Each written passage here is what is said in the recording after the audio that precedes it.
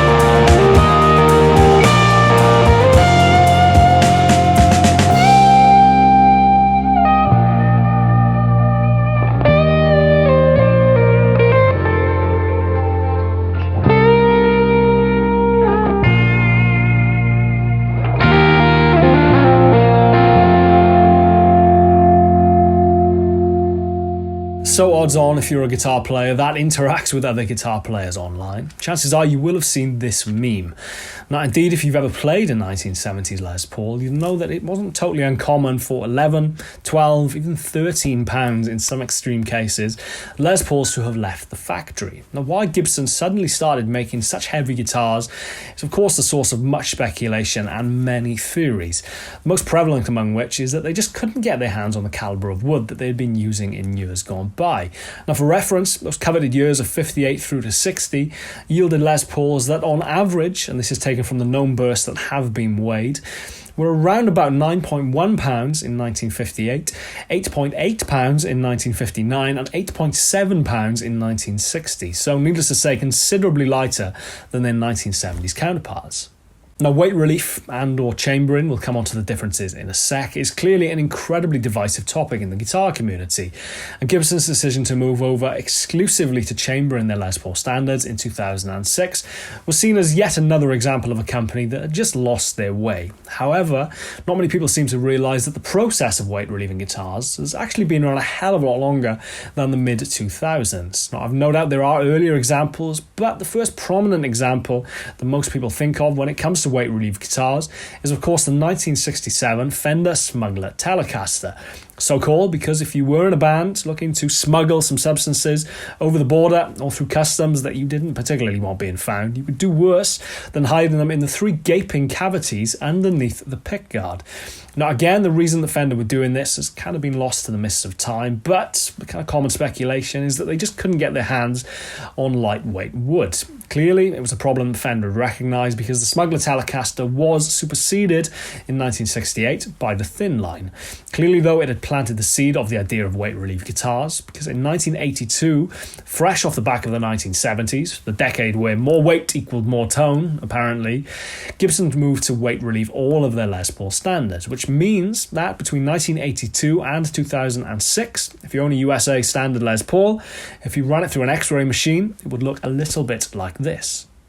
Now, traditional weight relief, aka Swiss cheese, is the process of drilling 9 circular holes into the lower bout of the guitar's mahogany body in semicircular fashion before the maple top is applied. The theory being that you take away an element of that excess weight without fundamentally changing the guitar's core tone. Now, chambering, comparatively, is infinitely more drastic, and as the name suggests, involves creating chambers, or tone chambers if you're a marketing man, in the guitar's mahogany body, essentially either side of the route, which leads from the pickup selector down to the control cavity.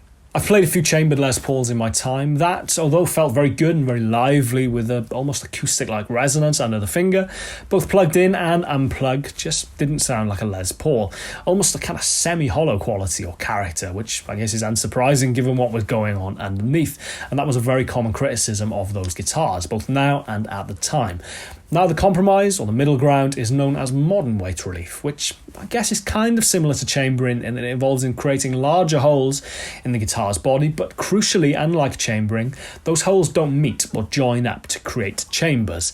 They're evenly spaced elliptical holes drilled around the outside primarily of the guitar's body. The theory being that you take away a fair degree of extra weight, but again without fundamentally changing the guitar's tone. But is this the case? Now, the two guitars that I'm going to use for this experiment are two incredible, genuinely very, very impressive, hand-built guitars built by one Angelo van Merenboom, aka Panucci Guitars, in the Netherlands. Now, no prizes for guessing what their design is very heavily inspired by, but crucially, as much as they are virtually identical in every capacity, they have one key difference. The more heavily relict of the two, very heavily inspired by Snowy White's Goldtop, of course, is a solid body and weighs in at 8.11 pounds. Comparatively, the other is weight relieved, coming in at 7.9 pounds. Now, as much as they are both staggeringly good guitars and go a hell of a long way towards capturing that vibe and that character of a lot of those late 50s Les Pauls that I've played, I've not actually had a chance to listen back to the comparison clips yet, so I'm intrigued to see whether, well, firstly, whether there is any difference, and secondly, how noticeable it is. So let's delve right in.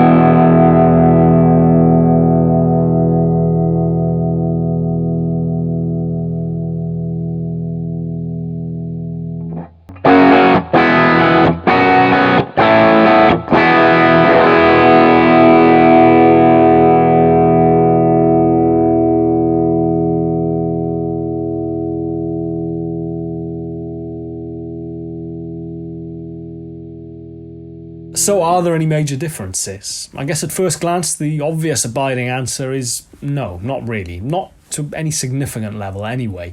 It's worth pointing out, however, that the solid guitar, as much as it doesn't have any weight relief at all, for a Les Paul, still is pretty light, coming in at 8.11 pounds, and very much falls in that weight range of those late 50s Les Pauls. That said, if you are to play a guitar for any prolonged period of time, I guess lighter the better theoretically, at least on your back anyway, so the weight relief version coming in at 7.9 pounds at over £1 less, I guess is going to be preferable. Now, listening more closely to any kind of real subtle differences, the only thing that I am discerning is in the mid-range. I would say that the solid guitar sounds more classically Les Paul. That aggressiveness and that sort of strident kind of mid-range, I guess, for want of a better phrase, which sounds more classically Les Paul to me. It's almost a honk or a kind of nasal quack or vowel quality, which, aside from being testament of the quality of the pickups that is in these guitars, as I said, I think it's more classically Les Paul. The weight relief version, comparatively, has a slightly more scoop sound in mid-range, but it is pretty subtle, I would say, and any mid-range that you are losing, I would say, is probably offset by the fact that it is quite a bit lighter when it's around your neck. I guess if there is a kind of moral message or a take-home message from this video, however, it's that as much as any change you do make to an electric guitar will change its tone in some capacity, well-executed modern weight relief really shouldn't be a kind of deciding factor, at least without playing it first. And as much for everyone that, much like myself, gets very bogged down in the idea that their perfect Les Paul has to weigh as little as possible, then there's always this clip. See, like, this is already my favorite. Why? It's heavy. I like it. I guess it's just horses for courses. As ever, I'm Chris Buck. Thank you very much for watching.